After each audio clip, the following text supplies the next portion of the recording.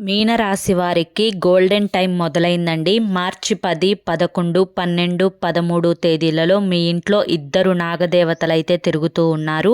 అలాగే ఈ పేరు గల వారితో మాత్రం చాలా అంటే చాలా జాగ్రత్తగా ఉండండి. మీనరాశి వారి కంట అంటే ఎంతోమంది ప్రపంచంలో మీనరాశి వారు ఉంటారు. కొన్ని కోట్ల మంది ఉంటారు. కానీ కొంతమంది మాత్రమే ఈ వీడియో చూడగలుగుతున్నారు అంటే కనుక అది ఈశ్వరుని అనుగ్రహం అని చెప్పి భావించి వీడియోని ఎక్కడా కూడా స్కిప్ చేయొద్దు. అసలు గోల్డెన్ టైం మీకు ఎప్పటి నుంచి మొదలవుతుంది, అలాగే వచ్చే నష్టాల నుంచి ఏ విధంగా తప్పించుకోవచ్చు, రాబోయే అదృష్టాలను ఎలా దక్కించుకోవచ్చు, రాబోయే నష్టాల నుంచి ఎలా ముందుగానే బయటపడవచ్చు, ఇటువంటి పూర్తి సమాచారం అనేది ఈ వీడియోలో మీకోసం క్లుప్తంగా వివరించడం అయితే జరిగిందండి. పూర్తిగా జ్యోతిష్యులను సంప్రదించి ఈ వీడియో మీ ముందుకు తీసుకురావడం జరిగింది. ఎంతలే ఏముందిలే అని చెప్పి స్కిప్ చేస్తూ చూడొద్దండి. అలా స్కిప్ చేస్తూ చూస్తే మాత్రం చాలా అంటే చాలా ఇన్ఫర్మేషన్ అనేది మీరు మిస్ అయ్యే అవకాశం అయితే ఉంటుందన్నమాట. ఈ వీడియో మీ కంట పడింది అంటే ఒక అదృష్టంగా భావించి చివరి వరకు చూసే ప్రయత్నం చేయండి. ఇక ఆలస్యం చేయకుండా వీడియోలోకి అయితే వెళ్ళిపోదాం. వీడియోలోకి వెళ్ళే ముందు ఒక చిన్న రిక్వెస్ట్ అండి. మొదటిసారి మన ఛానల్లోకి వచ్చినట్లయితే మన ఛానల్ని సబ్స్క్రైబ్ చేసుకొని ఈ వీడియోకి ఒక లైక్ ఇచ్చి హైప్ ఇచ్చి కింద కామెంట్ సెక్షన్లో ఓం నమ శివాయ అని చెప్పి కామెంట్ చేయడం మాత్రం అస్సలు మర్చిపోవద్దు. మీనరాశి వారిని మనం వ్యక్తిగతంగా గమనించుకున్నట్లయితే ఈ రాశి మనకి రాశి చక్రంలో చివరి రాశి 12వ రాశి అన్నమాట. దీనికి అధిపతి బృహస్పతి అంటే గురువు. వీరికి అధిపతి గురువు కావడం చేత వీరు చేసే పనులు కూడా చాలా సక్సెస్ఫుల్గా పూర్తవుతాయండి. వీరిది చాలా సత్వగుణం కలిగిన వారనమాట. అంటే వీరికి మూలకం జలరాశి. అదృష్ట సంఖ్యలు 2, 7, 8. అదృష్టపు రంగు సముద్ర నీలము అయితే వీరికి చాలా అదృష్ట రంగు అని చెప్పి చెప్పుకోవచ్చు. వీరి యొక్క స్వభావం అనేది చాలా అమాయకంగా, చాలా ప్రేమపూర్వకంగా మరియు మానవతావాదులుగా ఉంటారు. గురుడి ప్రభావం వల్ల మంచి తెలివితేటలు, ఆధ్యాత్మికత, దైవశక్తి కలిగి ఉంటారు. కష్టపడే తత్వం, వృత్తి ఉద్యోగాలలో స్వయంగా వారికంటూ ఒక క్రెడిట్ని ఏర్పరచుకోగలిగిన సామర్థ్యం కలిగిన వారనమాట. అలాగే కోపం అనేది వీరికి చాలా త్వరగా రాదు అని చెప్పుకోవచ్చు. కానీ వచ్చినప్పుడు మాత్రం చాలా తీవ్రంగా ఉంటుంది వారి యొక్క కోపం అనేది. అలాగే సోమరితనం కూడా కొంచెం వీరిలో ఎక్కువగా ఉంటుందన్నమాట. వీరికి గురువారం రోజు దత్తాత్రేయునికి లేదా సాయిబాబాను పూజించడం అనేది వీరి యొక్క రాశి పరంగా చాలా అంటే చాలా అదృష్టకరంగా కలిసి వస్తుంది. వీరిని వ్యక్తిగతంగా మనం గమనించుకున్నట్లయితే చాలా అమాయకులండి మీనరాశి వారు. నిజం చెప్పాలి అంటే చాలా అమాయకులు. ఈ యొక్క సమాజం అమాయకులని పిచ్చివాళ్ళు అని చెప్పి, తెలివి లేని వాళ్ళు అని చెప్పి ముద్ర వేస్తూ ఉంటుంది. నిజానికి చెప్పుకోవాలి అంటే మీనరాశి వారు చాలా తెలివైన వారు. ఎటువంటి కష్టాన్నైనా కూడా చిటికెలో పరిష్కరించే సత్తా కలిగిన వారు. మీనం అంటే ఏంటి? చేప సముద్రానికి ఎదురీత వేస్తుంది. ఎంత చిన్న చేప పిల్లైనా కూడా మనిషి కూడా ఎదురీత వేయలేరు. కానీ సముద్రానికి ఆ వచ్చే అలలకి కూడా ఎదురు ఈతను వేసుకుంటూ వెళ్ళిపోగలిగే శక్తి చిన్న చేపకు కూడా ఉంటుంది. అలాగే మీనరాశి వారు చిన్నతనం నుంచి ఎన్నో కష్టాలను, ఎన్నో సమస్యలను ఎదుర్కొన్నప్పటికీ కూడాను వీరు చాలా అదృష్టవంతులుగా పరిగణింపబడతారు. ఎందుకు అంటే ఎన్ని కష్టాలు వచ్చినా, ఎన్ని బాధలు వచ్చినా, ఎన్ని సమస్యలు వచ్చినా కూడా అన్నింటినీ కూడా తట్టుకోగలిగిన శక్తి దైవం వీరికి ఇస్తుంది. చాలామందిని మనం గమనించుకున్నట్లయితే కష్టాలు, సమస్యలు, బాధలు వచ్చాయి అని చెప్పి వాటి గురించే విపరీతంగా ఆలోచించడం, అలాగే ఆ యొక్క సమస్యలకు పరిష్కార మార్గం ఇక దొరకదు అన్నట్లుగా ఒక డిప్రెషన్లోకి వెళ్ళిపోతూ ఉండడం, మానసికంగా కృంగిపోవడం, కొంతమంది చావు వరకు కూడా వెళ్ళిపోవడం, ఇటువంటివన్నీ కూడా మనం బయట సమాజంలో చూస్తూ ఉంటాం. కానీ మీనరాశి వారు పడిన కష్టాలు కనుక మరొకరు పడితే నిజంగా సూసైడ్ చేసుకుంటారండి. నేను ఇది రాంగ్ ఉద్దేశంతో చెప్పడం లేదు. అంత కష్టాలు పడతారు మీనరాశి వారు. ఊహ తెలియక ముందు వీరి జీవితం ఏ విధంగా ఉంటుందో తెలియదు. కానీ ఊహ తెలిసిన తర్వాత మాత్రం పెళ్ళయిన తర్వాత అయితే ఇక మరీ ఘోరం. ఆడవాళ్ళకైతే భర్తల వల్ల ఎన్ని అగచాట్లు రావాలో అన్ని రకాలుగా భర్త మద్యం సేవించేవాడై ఉండడం, డబ్బులు సంపాదించడం చేతగాకపోవడం, కుటుంబాన్ని బిడ్డలను సరిగ్గా చూసుకోకపోవడం, అసలు భార్య కోరుకునే ఏ లక్షణాలు కూడా భర్తలో ఉండకపోవడం, వీటన్నింటి గురించి ఆలోచించి తనని మార్చుకోవడానికి ఎన్నో ప్రయత్నాలు చేసి తన మీద విపరీతమైన ప్రేమను పెంచుకొని ఆ ప్రేమను ఎలా చంపుకోవాలో అర్థం కాక భర్త చేతుల్లో దెబ్బలు తిని నలుగురిలో పరువు పోయి ఎన్నో కష్టాలు పడి ఎన్నో పనులు చేసుకుంటూ ఎండకు ఎండి వానకు తడిసి వారి యొక్క జీవితం అనేది అసలు వెనక్కి తిరిగి చూసుకుంటే మేమేనా ఇన్ని కష్టాలు దాటి వచ్చింది అన్నట్లుగా ఉంటుందన్నమాట. అంతటి అగచాట్లు పడిన వారిలో మీనరాశి వారు మొదటి స్థానంలో ఉంటారు. నిజం చెప్పాలి అంటే కనుక మీనరాశి వారు ఇన్ని పరిస్థితులను కూడా ఇన్ని కష్టాలను కూడా ఎదుర్కొని నిలబడ్డారు అంటే దానికి దైవ సంకల్పం, వీరి రాశికి అధిపతి గురు బలం ఉండటం చేత. మనిషికి ఎన్ని కష్టాలు వచ్చినా ఎన్ని బాధలు వచ్చినా గురువు యొక్క బలం కనుక ఉంది అంటే కనుక ఏ కష్టాన్నైనా కూడా ఆ యొక్క మనిషి జయించగలుగుతారు. ఒక చిన్న నిజం చెప్పాలి అంటే మీనరాశి వారి గురించి, మీనరాశి వారికి ఇటు వారికంటూ ఏ అదృష్టం ఉండకపోవచ్చండి, కానీ వారి కడుపున పుట్టిన పిల్లలను చాలా ప్రేమగా చూస్తారు. అలాగే వారి కోసం సర్వస్వం ధారపోస్తారు. ప్రతి క్షణం వారి గురించే ఆలోచిస్తారు. అలాగే అంత ప్రేమను చూపించుకొని కళ్ళల్లో పెట్టుకొని పెంచుకున్న బిడ్డలు కూడా ఎదురు తిరిగిన వేళ మానసికంగా చనిపోయినట్లుగా భావించి జీవితంలో నాకంటూ ఏ ఆశ లేదు అన్నట్లుగా నిరాశ జీవులుగా బ్రతుకుతూ ఉంటారు పాపం వాళ్ళు. అలాగే వీరు ఏ ఇంట్లో ఉంటే ఆ ఇంట్లో కలుసుబాటుతనం, ఏదన్నా ముఖ్యమైన పని మీద వెళ్తుంటే మీనరాశి వారు ఎదురొస్తే ఆ పని 100% సక్సెస్ఫుల్ అవుతుంది. అలాగే ఏదన్నా వ్యాపారం స్టార్ట్ చేసేటప్పుడు, ఏదన్నా బిజినెస్ స్టార్ట్ చేసేటప్పుడు మీనరాశి వారు చేతులతో బోని చేస్తే ఆ వ్యాపారం 3 పువ్వులు 6 కాయలుగా ఉంటుంది. అలా మీనరాశి వారితో ఏ మాట మనం విన్నా కానీ వారు మనం ఏదన్నా ఒక కష్టంలో ఉన్నప్పుడు, ఏదన్నా మనకు సమస్య వచ్చినప్పుడు ఆ కష్టం నుంచి ఆ సమస్య నుంచి మనం ఎలా బయటపడాలి దేవుడా అని చెప్పి జుట్టు పీక్కుంటూ దాని గురించి 10 రోజులు ఆలోచిస్తే మీనరాశి వారు ఆ కష్టాన్ని విని క్షణంలో దానికి ఆ సాల్వ్ అయ్యే ఆ విధానాన్ని చెప్తారనమాట. అంతటి చాకచక్యమైన తెలివితేటలు కలిగిన వారు మీనరాశి వారు. కాబట్టి మీనరాశి వారి యొక్క సలహా వింటే బాగుపడటం తప్ప నష్టపోవడం, నాశనం అవ్వడం అనేది జరగదన్నమాట. కాబట్టి మీనరాశి వారు ఎవరి ఇళ్లల్లో ఉంటారో ఆ ఇంటికి చాలా అదృష్టం.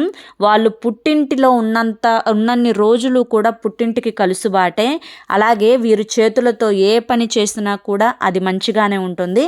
కాకపోతే భగవంతుడు వారు కోరుకున్నటువంటి అదృష్టాన్ని, జీవితాన్ని, బ్రతుకుని వారికి ఇవ్వలేదు అనే చెప్పుకోవచ్చు అనమాట.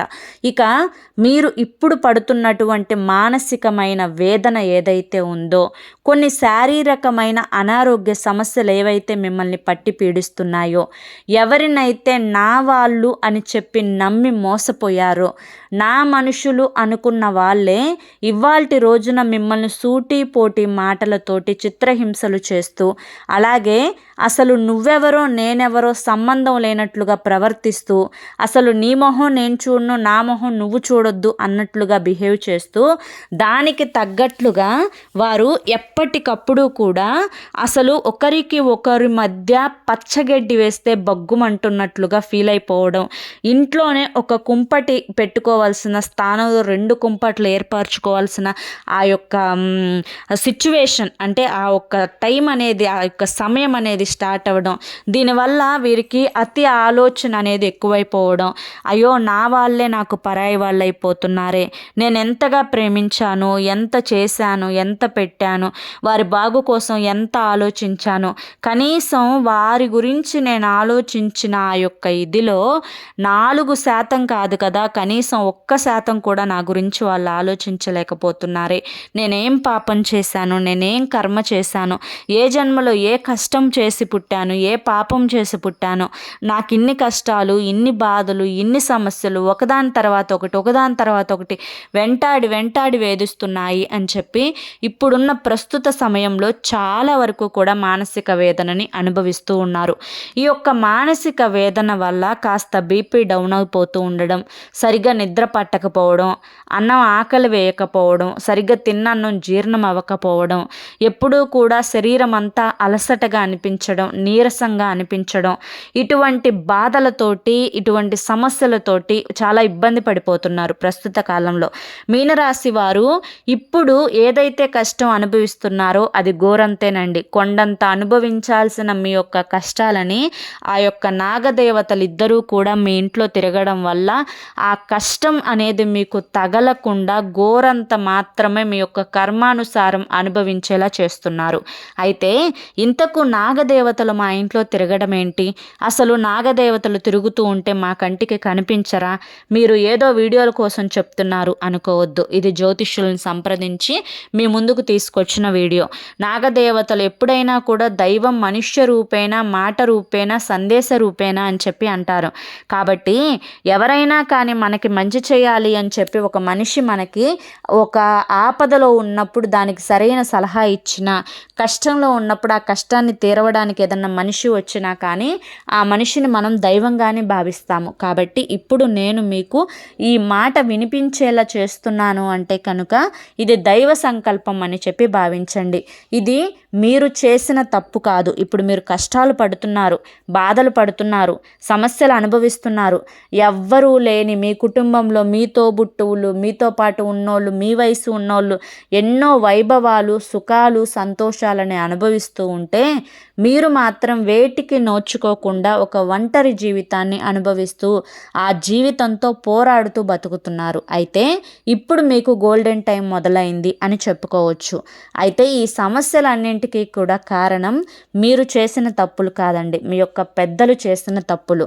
తాతకు పెట్టింది తలాపునే ఉంటుంది అంటారు. అలాగే మీ యొక్క తల్లిదండ్రులు లేదా మీ యొక్క తాత ముత్తాతలు చేసిన కర్మానుసారం అనేది మీరిప్పుడు అనుభవిస్తున్నారు. ఏదైతే మీ యొక్క తల్లిదండ్రులు లేదా మీ యొక్క తాత ముత్తాతలు వారి యొక్క జీవితంలో ఒకానొక సమయంలో ఒక సర్పాన్ని సంహరించడం అనేది జరిగింది, అంటే సర్పాన్ని చంపడం అనేది జరిగింది.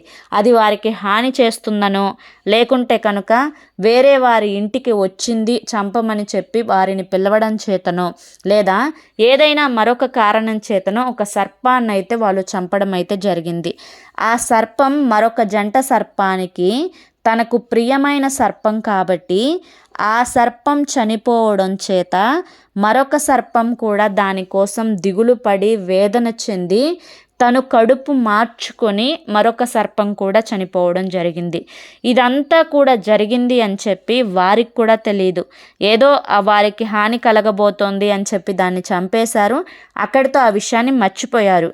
ఏదైతే ఆస్తులు అంతస్తులు తాతలకు ఉన్నాయి పిల్లలకి వస్తాయో, అలాగే కొన్ని జీన్స్ ప్రకారం అనారోగ్య సమస్యలు కానీ ఆరోగ్యం కానీ తాతల ముత్తాతల నుంచి వస్తాయో, అలాగే ఈ పాపాలు కూడా ఖచ్చితంగా తాతల ముత్తాతల నుంచి వంశపారంపర్యంగా వచ్చే అవకాశం అయితే ఉంటుంది. అందుకే అంటారు ఎవరి చేత కూడా ఒక మాట అనిపించుకోకూడదు, అది తరతరాలుగా ఇబ్బంది పెడుతుంది అని చెప్పి. కొంతమంది బాధపడుతూ నా యొక్క శాపం తరతరాలకు తగులుతుంది అని చెప్పి అంటారు. కాబట్టి ఎప్పుడూ కూడా ఒకరి మనసుని బాధ పెట్టి ఉన్నా, ఒకరి మనసుని కష్టపెట్టి ఉన్నా ఆ క్షోభ అనేది మాత్రం ఖచ్చితంగా అది మనిషికైనా జంతువుకైనా కానీ మన వల్ల అవి హింసపడ్డాయి అంటే ఆ పాపం ఖచ్చితంగా మనకి తగిలి తీరుతుందన్నమాట. ఏది ఏమైనప్పటికీ కూడాను తప్పు జరిగింది, పొరపాటు జరిగింది, శిక్షను అనుభవిస్తూ ఉన్నారు, నరకాన్ని చూస్తూ ఉన్నారు. ఎంత అనుకున్నా ఏం చేసుకున్నా కూడా ఫలితం అనేది దక్కని సమయం. అయితే ఇప్పుడు మీకు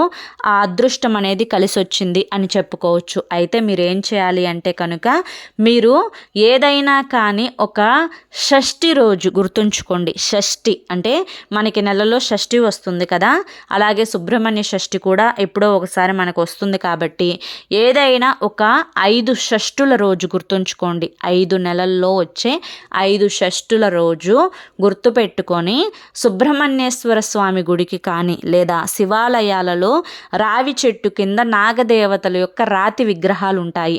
ఆ యొక్క నాగదేవతల యొక్క రాతి విగ్రహాల దగ్గరైనా కానీ మీరు ఒక 5 షష్ఠుల రోజు గుర్తుపెట్టుకొని ఏం చేయాలి అంటే చక్కగా ఉదయాన్నే ఇంట్లో పనులన్నీ కూడా ముగించుకొని చక్కగా తలస్నానం చేసేసి ఉతికిన వస్త్రాలు ధరించుకొని మీరు ఆ యొక్క నాగమయ్య దగ్గరకు వెళ్ళి 2 నాగదేవతలు కలిసి ఉన్నటువంటి రాతి విగ్రహానికి, అంటే పెనపాములు ఉంటాయి కదండి, నాగదేవతలు కలిసి ఉన్న ఆ రాతి విగ్రహం దగ్గరికి వెళ్ళి మొదటిగా మీరు పసుపు కుంకుమ వేసేసి ఆవు పాలతోటి అభిషేకం చేయండి.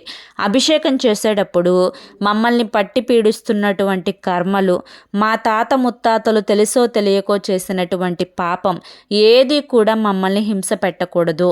ఆ పాపం నుంచి మాకు విముక్తి దొరికేలా చూడండి స్వామి, చూడండి నాగమయ్య, చూడండి నాగమ్మ తల్లి అని చెప్పి నమస్కరించుకొని చక్కగా మీరు ఆవు పాలతోటి అభిషేకం చేసి తరువాత ఆ 2 తోకలు ఉంటాయి కదా కింద రాతి విగ్రహానికి, ఆ తోకల దగ్గర ఒక జిల్లేడాకును పెట్టి ఆ తెల్ల జిల్లేడు ఆకు, అది కూడా గుర్తుంచుకోండి, ఆ జిల్లేడాకు మీద కాస్తంత పసుపు కుంకుమ వేసి తర్వాత ఏం చేస్తారు అంటే కనుక ఆ యొక్క పసుపు కుంకుమ వేసిన తర్వాత మీరు 2 అరటి పండ్లను అలాగే ఒక బెల్లం ముక్కను పచ్చి చిమ్మిలి అంటే ఏం లేదు, బియ్యపు పిండి ఉంటుంది కదా, ఆ బియ్యపు పిండిలో బెల్లాన్ని మెత్తగా కొట్టేసి 2 కలిపేసేస్తే సలివిడిలాగా అవుతుంది అనమాట. దాన్ని పచ్చి చిమ్మిలి అంటారు. ఆ యొక్క పచ్చి చిమ్మిలిని నానబెట్టిన సజ్జలతోటి కలిపేసి మీరు నైవేద్యంగా సమర్పించి ఒక కొబ్బరికాయ కొట్టేసేసుకొని మంచిగా హారతి ఇచ్చేసేసి పూజ చేసేసుకోండి. ఈ విధంగా 3 షష్ఠుల రోజు గుర్తుంచుకోండి. 3 షష్ఠుల రోజు చేస్తే మీకున్నటువంటి ఆ యొక్క సర్పదోషం ఏదైతే ఉంటుందో అది తొలగిపోతుంది అన్న విషయాన్ని గుర్తుంచుకోండి. ఇక తర్వాత ఏదైనా కానీ ఒక 3 గురువారాల రోజు సాయిబాబా గుడికి కానీ దత్తాత్రేయ స్వామి గుడికి వెళ్తే కనుక దత్తాత్రేయ స్వామి గుడిలో ఆవు నేతితోటి దీపారాధన చేయండి 3 గురువారాలు. ఒకవేళ మీరు సాయిబాబా గుడికి వెళ్తే కనుక సాయిబాబా గుడిలో దుని ఉంటుంది కదా, ఆ దునిలో కొబ్బరి బోండం ఉంటుంది, ఎండిపోయింది, పీచుతో కలిపి ఉన్నది ఉంటుంది. ఆ యొక్క కొబ్బరి బోండాన్ని దునిలో పడవేసి తరువాత మీరు బాబా గారికి చక్కగా పాదాల మీద పడి మీరు చేసిన తప్పు ఒప్పులను క్షమించమని అడిగి మీ జీవితం బాగుండాలి అంటే తన యొక్క గురుబలం కావాలి అని చెప్పి కోరుకోండి. ఇలా 3 గురువారాలు అయితే చేయండి, సరిపోతుందన్నమాట. ఇక ఈ 2 పనులు చేసుకుంటే చాలు. మీకు ఏవైతే మీ జీవితంలోకి అదృష్టాలు రావాలి అని రాసిపెట్టి ఉందో, ఏదైతే మీ జీవితంలోకి సంతోషాలు అడుగు పెట్టాలి అని రాసిపెట్టి ఉందో, ఏదైతే జరిగితే మీ జీవితం బ్రహ్మాండంగా ఉంటుంది అని రాసిపెట్టి ఉందో ఆ అదృష్టాలన్నీ కూడా మీ జీవితంలోకి అడుగు పెడతాయి. ఇప్పటికే చాలా ఆలస్యమైంది, వెంటనే ఈ పని చేసుకోవడం అయితే మొదలు పెట్టండి. ఇక ఈ పేరు గల వ్యక్తులతోటి మాత్రం జాగ్రత్త అని చెప్పాము కదా, అది ఏ పేరు అనేది చెప్తాము, స్త్రీయా పురుషుల అనేది కూడా చెప్తాము, జాగ్రత్తగా వినండి. అయితే హెచ్ అనే అక్షరం ఉన్నటువంటి స్త్రీతోటి చాలా జాగ్రత్తగా ఉండండి. అది ఇంట్లో వారైనా కానీ బయట వారైనా కానీ వీరు కేవలం వారి యొక్క స్వార్థం కోసం మాత్రమే మిమ్మల్ని వాడుకొని తరువాత వారి అవసరాలన్నీ తీరిపోయిన తర్వాత మిమ్మల్ని కూరలో కరివేపాకు తీసివేసినట్లుగా తీసివేస్తారు. కాబట్టి హెచ్ అనే అక్షరం ఉన్న స్త్రీతోటి జాగ్రత్తగా ఉండండి. అలాగే ఎస్ అనే అక్షరం ఉన్న స్త్రీతోటి కూడా చాలా జాగ్రత్తగా ఉండండి. వీరు కూడా మనుషుల ముందు మనుషుల నాటకాలు ఆడుతూ ఎక్కడ వేసే దరువు అక్కడ వేస్తూ మిమ్మల్ని ఎగతాళి చేస్తూ ఏజ్ఞానంగా మాట్లాడుతూ నలుగురిలో మీ ముందు చెడుగా ప్రచారం చేసి అవకాశం అందినప్పుడల్లా మిమ్మల్ని అవమానించేలా చూడడానికి ప్రయత్నిస్తూ ఉంటారు. కాబట్టి ఈ పేరు గల వారితోటి చాలా జాగ్రత్తగా ఉండండి. ఇక తర్వాత వచ్చేసేసి వచ్చేసి యు అనే పురుషుడితోటి చాలా జాగ్రత్తగా ఉండండి. ఈ యు అనే పురుషుడు కూడా ఎక్కడ వేసే దరువు అక్కడ వేస్తూ, ఎక్కడ వేసే నాటకాలు అక్కడ వేస్తూ, ఎవరితో చెప్పే మాటలు వారితో చెప్తూ, మిమ్మల్ని ఒక ఎందుకు పనికిరాని వారికి లాగా మీతో చాలా అలుసుగా మాట్లాడుతూ ఉంటారు. మర్యాద అనేది, గౌరవం అనేది ఎప్పుడైనా కానీ ఇచ్చి పుచ్చుకోవాలి. ఇటు ఇస్తే మనం ఇస్తాము, ఇటు ఇవ్వకపోతే మనం ఇవ్వము. అంతేకాని ఒకరి కింద మీరు తలదించుకోవాల్సిన అవసరం లేదు. అవసరమైతే ఈ వ్యక్తుల దగ్గర గట్టిగా మాట్లాడైనా కానీ మీ విలువను దక్కించుకునే ప్రయత్నం అయితే చేయండి. అర్థమైంది కదా? హెచ్ అనే స్త్రీ, ఎస్ అనే స్త్రీ, యు అనే పురుషుడు, ఈ వ్యక్తులతోటి మాత్రం మీరు చాలా అంటే చాలా జాగ్రత్తగా ఉండాలి. మరి మీకు ఈ వీడియో అనే పూర్తి క్లియర్ ఇన్ఫర్మేషన్ నేను ఈ వీడియో ద్వారా అందించాను అనుకుంటున్నాను. ఈ వీడియో మీ అందరికీ కూడా నచ్చింది అనుకుంటున్నాను. మరి ఈ వీడియో మీ అందరికీ కూడా నచ్చింది అనిపిస్తే ఈ వీడియోకి ఒక లైక్ ఇవ్వండి. లైక్ ఇచ్చిన వెంటనే హైప్ అని వస్తుంది, హైప్ ఇవ్వండి. కింద కామెంట్ సెక్షన్లో ఓం నమ శివాయ అని కానీ, జై నాగమ్మ తల్లి అని కానీ కామెంట్ చేయడం మాత్రం అస్సలు మర్చిపోవద్దు. మొదటిసారి మన ఛానల్లోకి వచ్చినట్లయితే మన ఛానల్ని సబ్స్క్రైబ్ చేసుకొని సపోర్ట్ చేయండి. రేపు మరొక మంచి వీడియోతోటి మళ్ళీ కలుసుకుందాం. అంతవరకు కూడా పరమేశ్వరుని ఆశీస్సులు మీ మీద, మీ కుటుంబ సభ్యుల మీద ఎల్లకాలం ఉండాలి అని చెప్పి మనస్ఫూర్తిగా కోరుకుంటూ సర్వేజన సుఖినో భవంతు. ధన్యవాదములండి.